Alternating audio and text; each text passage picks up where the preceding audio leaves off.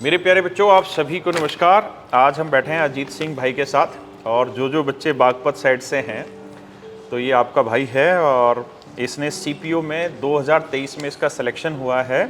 Rank है इसकी 26, और इसने एमटीएस 2021 का एग्ज़ाम क्वालिफाई किया। सीएचएसएल 2020 और 21 इसने क्वालिफाई किया।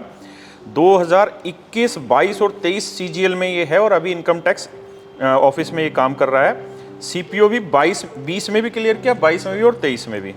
यही तुम्हारा दुश्मन है, इसी वजह से नहीं हो रहा तुम्हारा सिलेक्शन। हेड कांस्टेबल मिनिस्ट्रियल इसने क्लियर किया, जो सच में सबसे टफ पेपर आया था, जो मुझे भी लगता है कि बहुत टफ पेपर था। यूपी कांस्टेबल इसने किया। ये क्या भाई, एडब्ल्यू टीपीओ, दिल्ली पुलिस एडब्ल्यू टीपीओ। अच्छा, एडब्ल्यू टीपीओ हेड कांस्टेबल। सीडीएस 2021-22 इसने किया। एयरफोर्स ग्रुप XY इसने किया, और नेवी AA SSR। सीडीएस का बता तू पहले, क्या हुआ सीडीएस एसएसबी में क्या हुआ? सर मैं 12th के बाद ही सर एनडीए के लिए अप्लाई किया था, तो सर मेरा एक बार एनडीए क्लियर हो गया, और टेक्निकल एंट्री से भी मैं एक बार एसएसबी के लिए गया था सर। तो दोनों बार सर मैं स्क्रीन आउट हो गया। तो उसके बाद सर मेरे अंदर थोड़ा अर्ज नहीं रहा गया कि मैं वापस वहाँ एसएसबी देने जाऊँ। सीडीएस तो सर मैं इसलिए देता था क्योंकि बीच में एग्ज़ाम नहीं होते थे, तो उस ड्यूरेशन में मैं अपने आप को देख पाऊँ कि मेरी कितनी प्रिपरेशन चल रही है, तो इसलिए मैं सीडीएस देता था सर। वो क्लियर हो गए तो एसएसबी देने नहीं गया? नहीं सर, एसएसबी तो एनडीए के टाइम पे जब गया तो एसएसबी कोचिंग नहीं करी थी सर, पर वो काम नहीं आई? नहीं सर, वो स्क्रीन आउट हो गया सर दोनों बार ही। स्कूलिंग कहाँ से की है? स्कूलिंग तो सर गांव में स्कूल है, इंद्रप्रस्थ पब्लिक स्कूल, वहीं से किया सर। बस तो वही दिक्कत है। मैंने भाई एनडीए में भी खूब फेल हो गए हम एसएसबी में, और मैंने जब सीडीएस के थ्रू भी मैंने ट्राई किया, तब भी मेरा भी एसएसबी क्लियर नहीं हुआ। बाद में मुझे थोड़ा समझ में आया कि शायद सरकारी स्कूल में हम वो स्किल डेवलप कर ही नहीं पाए कि ग्रुप डिस्कशन और वो चीज़ें जो थी उतनी चीज़ें क्लियर हुई। उस टाइम तक सर स्कूल में इतनी नॉलेज होती नहीं है ना कि हमको भी पार्टिसिपेट करना है। उस टाइम तो सर ऐसा रहता है खेलना है, पढ़ना है, बस उसी चीज़ में ज़्यादा हो रहता है। हम जिन स्कूलों से पढ़े हैं, हमारे अंदर शर्म भी बहुत है बोलने का, शायद वो लहजा भी नहीं है बड़े लोगों के सामने। या तो मैं तो बहुत बार एसएसबी में फेल हुआ, मुझे तो उसका कारण वही लगता है। मेरा भी सर एक वन ऑफ द रीज़न यही है ना कि हमें वो माहौल नहीं मिला। जी सर। और जब तक वो माहौल नहीं मिलेगा तो एसएसबी क्लियर करना शायद बहुत टफ है। जी सर। और मुझे लगता है, मैं तो कॉन्फ्रेंस आउट भी हुआ हूँ, तो मुझे ये समझ में आया एक बार तो कि एसएसबी, बहुत सारे बच्चे जो सीडीएस की तैयारी कर रहे हैं, शायद 2 साल पहले एसएसबी की तैयारी करेंगे ना, और अपने अंदर अपने खून में उस एसएसबी को शामिल कर देंगे और वो डिसिप्लिन ले आएंगे। जी सर। तब जाके वो क्लियर होगा। अदरवाइज चोरी पकड़ी जाती है हम जैसों की तो बहुत ज्यादा। सर झूठ बोलते हैं तो सर पकड़ा जाते हैं। मैंने तो मतलब अच्छे लेवल पे उसको फेस किया जीवन में, और मेरा लाइफ का जो सबसे बड़ा सपना था वो वही था, एसएसबी करके आर्मी में जाने का, लेकिन शायद नहीं हो पाया। तो आज हम बैठे हैं इन बच्चों के साथ इसी वजह से, क्योंकि वहाँ सिलेक्शन नहीं हो पाया। सर पहले तो मेरा भी सपना था सर वहीं आर्मी में जाने का ही, फिर धीरे धीरे सर एकदम माइंडसेट चेंज होने लगा, फिर घर ज़्यादा प्रीफर होने लगा। और जो भी बच्चे सीजीएल की तैयारी कर रहे हैं और साथ में अगर सीडीएस का आप एग्ज़ाम देते हैं, तो देखो, एक तो सीडीएस का एग्ज़ाम भरिए, क्योंकि सीडीएस के थ्रू जो आपका सिलेक्शन हो रहा है, सीडीएस के थ्रू आपका आर्मी में, एयरफोर्स में या नेवी में, तो पहली चीज़ तो ये कि इससे बेहतरीन पोस्ट नहीं है कोई भी।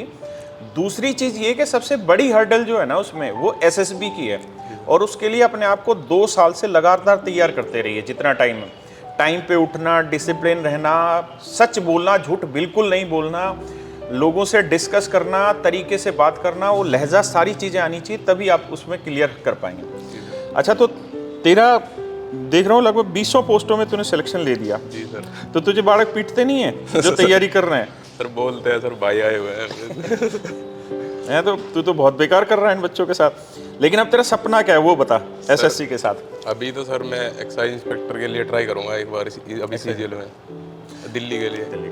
वो मजाक की बात है, लेकिन आप ये चीज़ समझो कि जिसमें क्वालिटी होगी ना, वो तो हर पोस्ट पे सिलेक्शन लेगा। और क्यों नहीं लेगा यार, क्यों नहीं लड़ाई लड़ेगा? आपको भी लड़नी चाहिए, और हर बार बेटर के लिए ट्राई करेगा ना।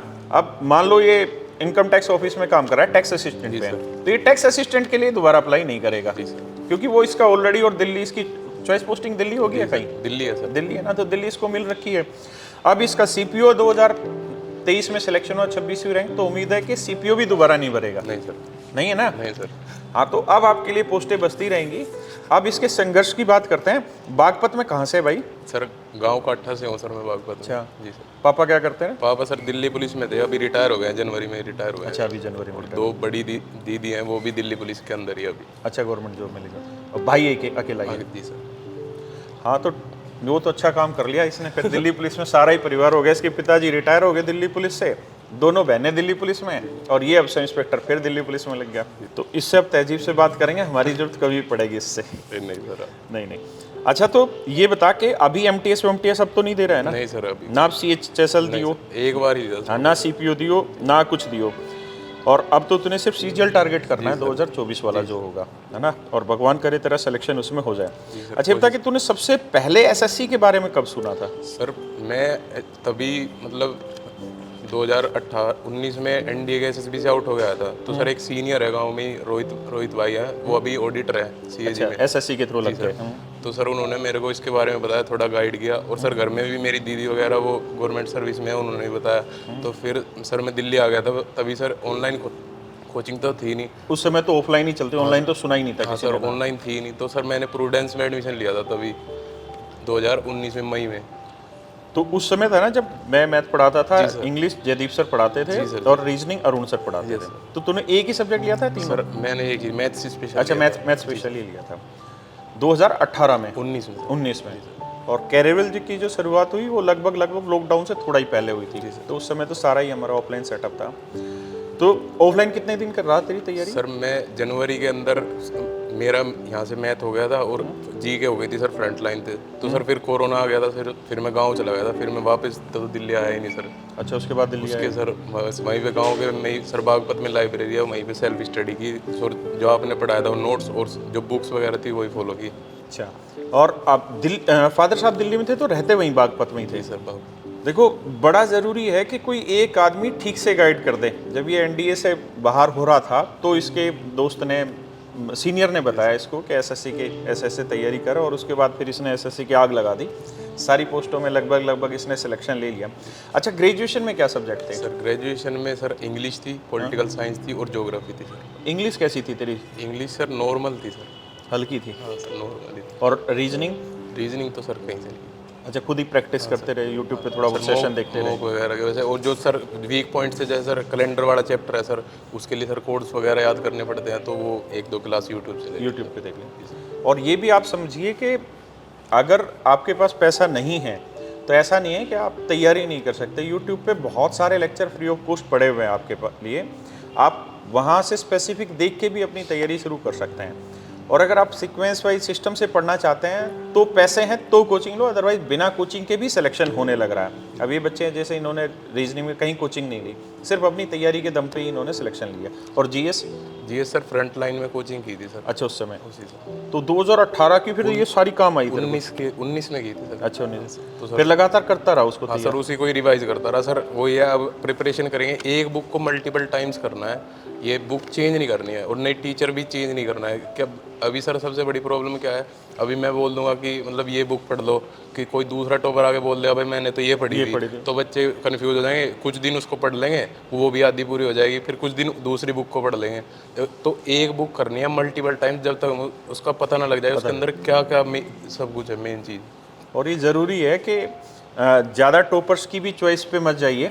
अगर कोई एक टॉपर यहाँ बैठे और वो कह दे कि मैंने तो जीएस की ये किताब पढ़ी, आप जो पढ़ रहे हैं उसको छोड़ छाड़ के दूसरी जगह चले गए, वही भटकाव वाली चीज़ है। भटकाव मत लाइए, आप जिससे पढ़ रहे हैं उसी से तैयारी करिए और अच्छे से तैयारी करिए। सर सबका माइंड सेट अलग अलग होता है, सबके लिए अलग स्ट्रेटेजी काम करेगी, तो वही चीज़ है। अच्छा, तेरी इस पूरी तैयारी जर्नी में मॉक टेस्ट का क्या रोल है? सर मॉक टेस्ट तो सर सबसे मेजर है सर। मॉक टेस्ट के बिना तो सर मेरे अकॉर्डिंग तो सिलेक्शन नहीं हो पाएगा और रैंक तो बिल्कुल भी नहीं आ पाएगी, क्योंकि सर मॉक टेस्ट ये हमें असेस करने में मदद करता है क्या हमारे वीक पॉइंट्स है, क्या हम गलती कर रहे हैं।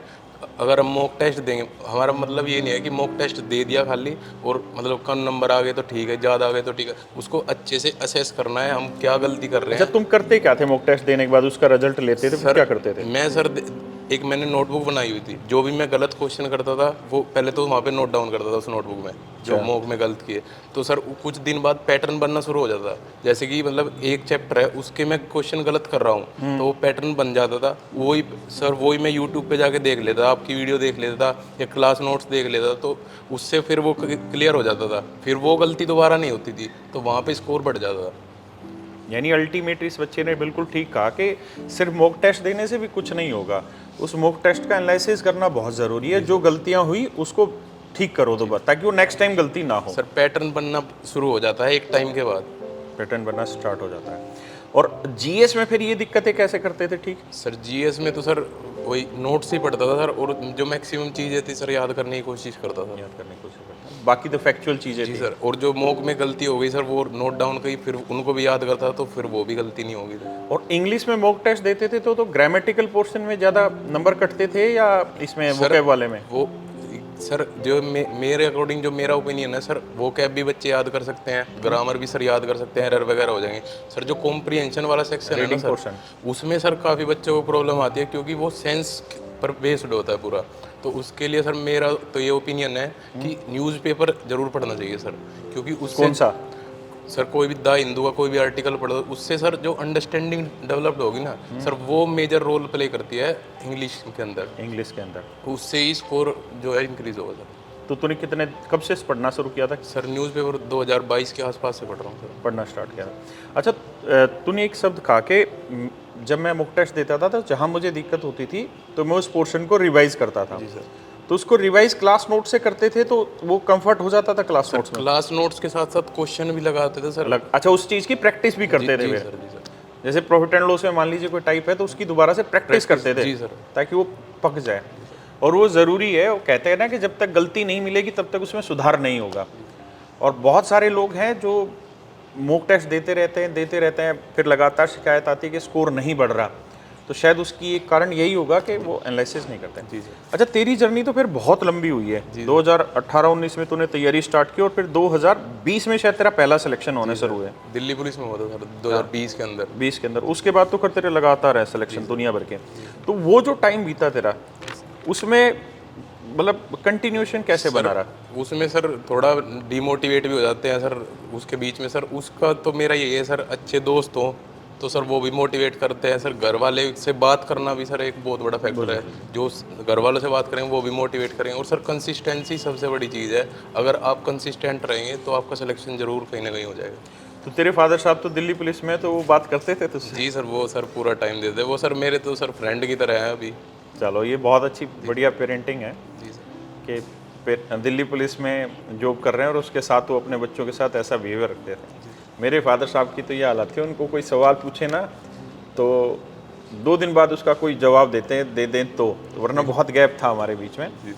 और फिर सिस्टर्स तेरे लिए सबसे बड़ा मोटिवेशन फैक्टर रही होंगी? सिस्टर भी सर वो गाइड करती रहती थी कि अभी ऐसे करना है, अभी ऐसे करना है। वो डेली पूछती रहती थी कि मतलब क्या चल रहा है करके, तो मतलब कोई प्रॉब्लम तो नहीं आ रही सर। उसका भी सर बहुत बड़ा एडवांटेज है। जेन्युइन है, कोई ना कोई नर्म स्वभाव से पूछे, वो बहुत ज़रूरी है उस समय पे बच्चे के लिए। क्योंकि स्ट्रगल तो यार बहुत बड़ा हो गया। 2018 से 2020 में पहला सिलेक्शन हुआ और उस टेन्योर में सच में दिक्कत होती है। तो कंट्रोल इसी तरीकों से किया या ये रील वील देख के मोटिवेशन लिया? नहीं सर, ऐसा तभी तो सर आईडी वगैरह भी नहीं चलाते थे, तो सर दोस्त वगैरह ही थे, तो यही भाई लोग ही मोटिवेट करते थे सर।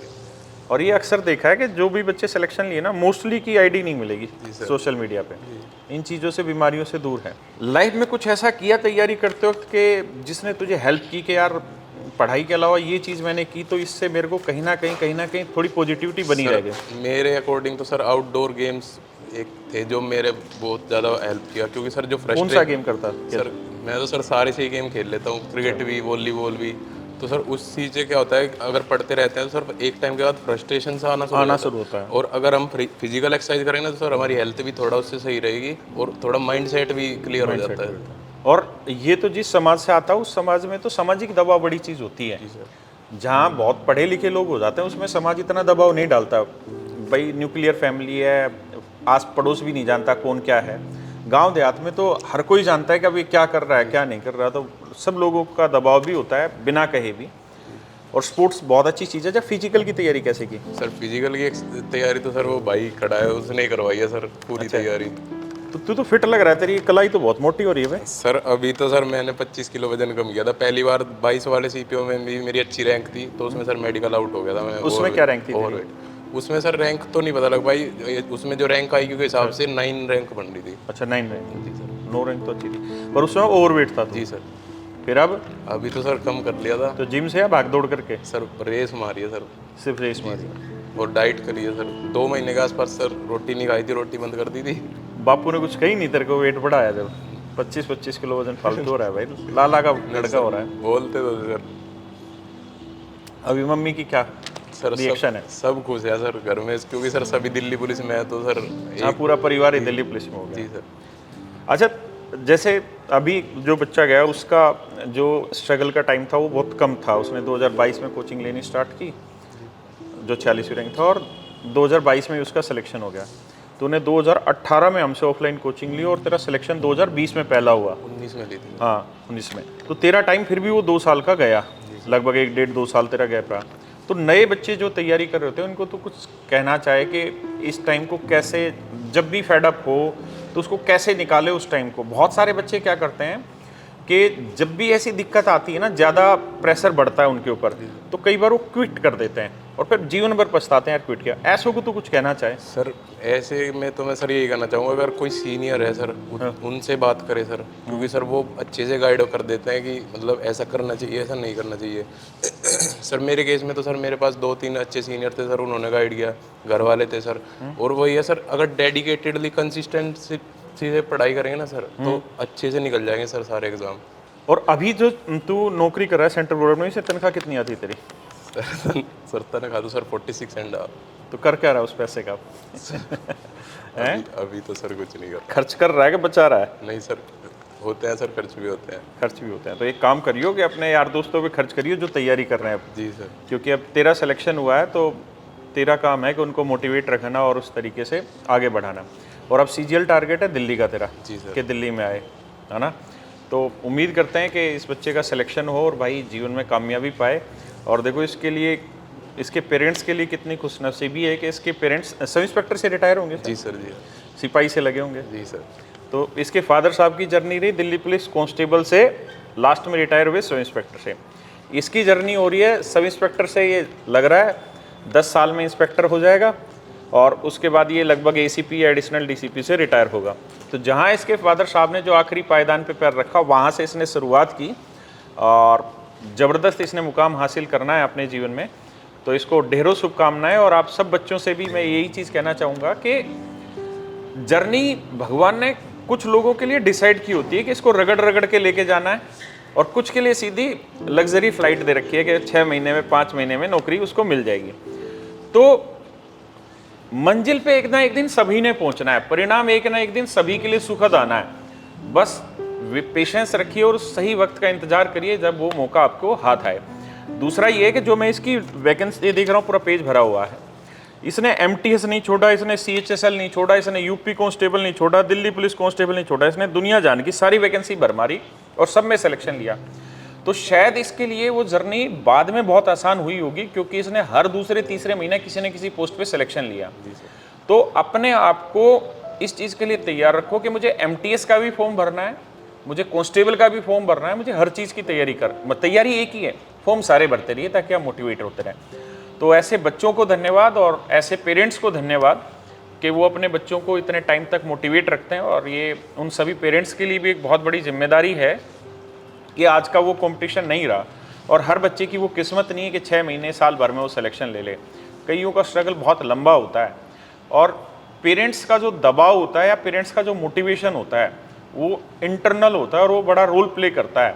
अगर पेरेंट्स 6 महीने बाद, साल भर बाद बच्चे को इस चीज़ के लिए टोकना शुरू कर दे रहा, कितने दिन हो गए खर्चा बैठा दिया दुनिया भर का, तने सिलेक्शन कर लेगा आरामखोर, तो बच्चा क्या होता है कि उस समय कह नहीं पाता लेकिन दबता रहता है उस चीज़ में। तो हम पेरेंट्स का सबका ये होना चाहिए समझ के, बच्चा 4 करोड़ में से तैयारी कर रहा है, 4-5 करोड़ बच्चे हैं आज पूरे भारत में जो तैयारी करने लग रहे हैं। उनमें से कितनी पोस्टें होती हैं? मुश्किल से मुश्किल 30,000 पोस्टें, 40,000 पोस्टों पे सिलेक्शन लेना है। 4 करोड़ में से 40,000 पोस्टों पे सिलेक्शन लेगा तो भैया संघर्ष लंबा होगा। इसमें समाज को भी पेशेंस रखना चाहिए, माँ बाप तो रखें ही रखें और उस बच्चे की ताकत बढ़ाएं, क्योंकि वो तो अपनी तरफ से एक्स्ट्रा एफर्ट कर ही रहा है। अगर आपका मोटिवेशन मिला तो भगवान ने चाहो बहुत अच्छा रिजल्ट आके देगा। थैंक यू मेरे बच्चे। और जो बच्चे इस संघर्ष के जीवन को जी रहे हैं, ये वीडियो केवल और केवल उन्हीं के उद्देश्य के लिए बनाई हुई होती है। इन वीडियो का मतलब ये नहीं होता कि हम अपना प्रचार करें।